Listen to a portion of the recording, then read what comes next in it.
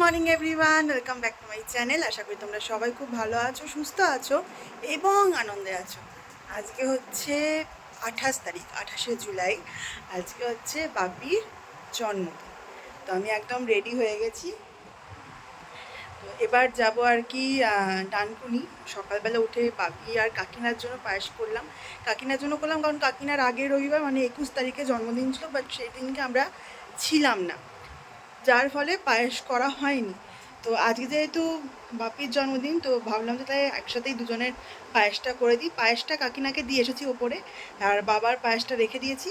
এবার আমরা যাব। আমি রেডি হয়ে গেছি, গণও রেডি হয়ে গেছে, আমি ব্যাগটা জাস্ট গোছাচ্ছি। কি ফেলে দিয়েছিস? তোকে দাদা এবার দেবে ধরে। এই যে গণ এখানে রেডি হয়ে গেছে, আর এখানে চিকু বসে রয়েছে। তো চলো এবার যাওয়া যাক।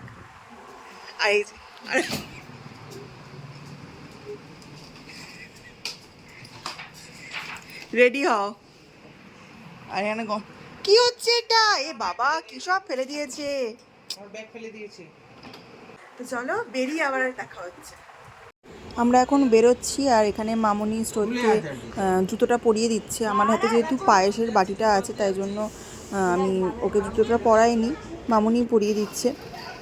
আর আজকে সকাল থেকে না প্রচুর বৃষ্টি হচ্ছিলো, মানে ভাবছিলাম যে কখন বেরোবো না বেরোবো। আর এই যে আমার হাতে পায়েসের বাটি। তো চলো যাওয়া যাক। ফাইনালি গাড়িতে উঠে পড়েছি। অভ্র আগে এসে গাড়িটাকে বার করে নিয়েছিল। আর রাস্তাঘাটে মানুষ এমনভাবে গাড়ি রাখে না, মানে বের করানোর কোনো এই নেই। এই যে এই লাল গাড়িটা দেখছো, এমনভাবে রেখে দিয়েছিল গ্যাজের সামনে যে বের করাই যাচ্ছিল না। তো চলো, এই যে গণ আমার কোলে, আর এখন আমরা ফাইনালি বেরিয়ে পড়েছি। হ্যাঁ হ্যাঁ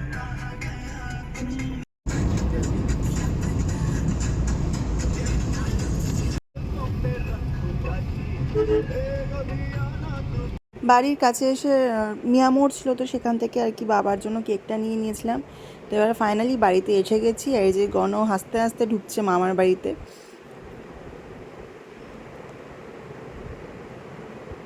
প্রথমে তো বাড়ির সামনে রাখা হলো, তারপর মা বললো যে না, বিনোদিনীর সামনেই রেখে দে, কোনো অসুবিধা হবে না।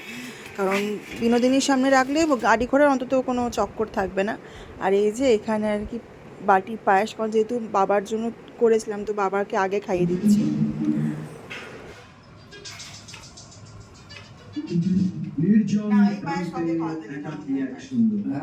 জন্মদিনের পায়েস কবে খাওয়াতে কবিতা লিখছিস কবে থেকে? মায়ের শরীরটা খুবই খারাপ ছিল, তাই জন্য মাকে বেশি কিছু রান্না করতে বারণ করেছিলাম, কিন্তু মায়ের মন তো মানে এমনি রান্না করে ছেড়ে দেবে না। তাই জন্য মা করেছে ভাত, চিংড়ি ভাতে পটল ভাজা আর মাটন। আমরা গেছি তো মায়ের শরীর খারাপ, পালিয়ে গেছে। মা 3 দিন ধরে জ্বরে ভুগেছে, তাও এত কিছু রান্না করেছে।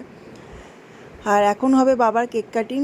গণ ঘুমোচ্ছিল, গণকে জাস্ট একবারই বলেছি যে দাদান কেক কাটবে, সঙ্গে সঙ্গে উঠে পড়েছে। Happy birthday to you, happy birthday to you,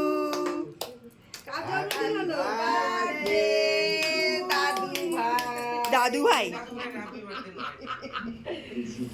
ওই হাফ হাফ।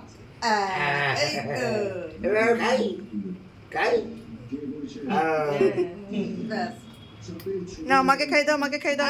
মাকে গেছে তুই খানা। এবার কেক কেটে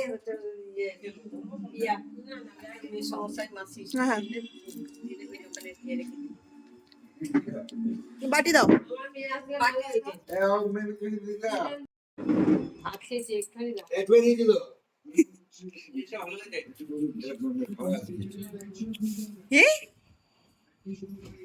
আটটা আটটা আটটা হাঁপা দিতে, আটটাই গেলে।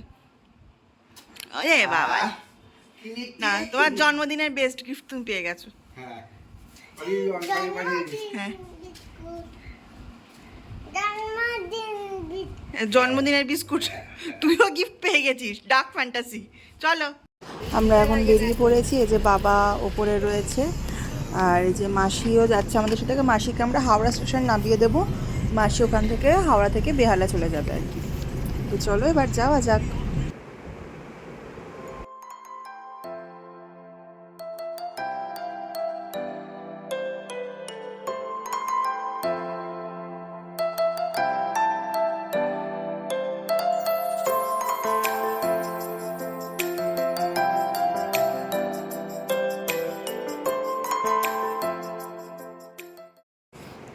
1 ঘন্টা পর আমরা আর কি হাওড়া ব্রিজের কাছে এসে গেছি। এরপর আমরা এখানে আর কি মাসিকে নামিয়ে দেবো, মানে ব্রিজের কাছে গিয়ে নামিয়ে দেবো।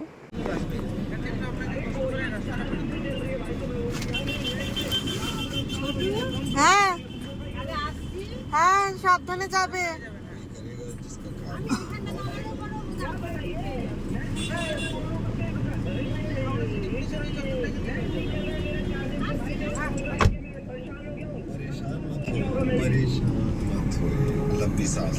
দিদুন চলে গেল তো, ছোট্ট দিদুন বাড়ি যাবে তো, ছোট্ট দিদুন এই জন্য। চলো আমরা এবার বাড়ি যাই। বাড়ি যাই, আমরা বাড়ি যাবো না।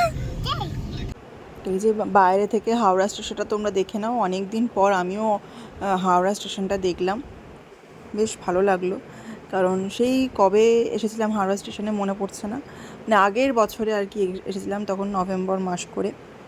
চলো এখন আমার বাড়ি ফিরছি। আর সন্ধেবেলার আকাশটার এত সুন্দর লাগছে, কি বলবো তোমাদেরকে, ভীষণ ভীষণ ভীষণ সুন্দর লাগছে। এত মানে পুরো নীল হয়ে রয়েছে আর কি।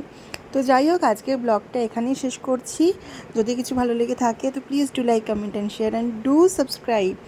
আর যারা আমার এই ভিডিওটাকে ফেসবুক থেকে দেখছো, অবশ্যই আমার পেজটাকে ফলো করে দিও। Tata, good night.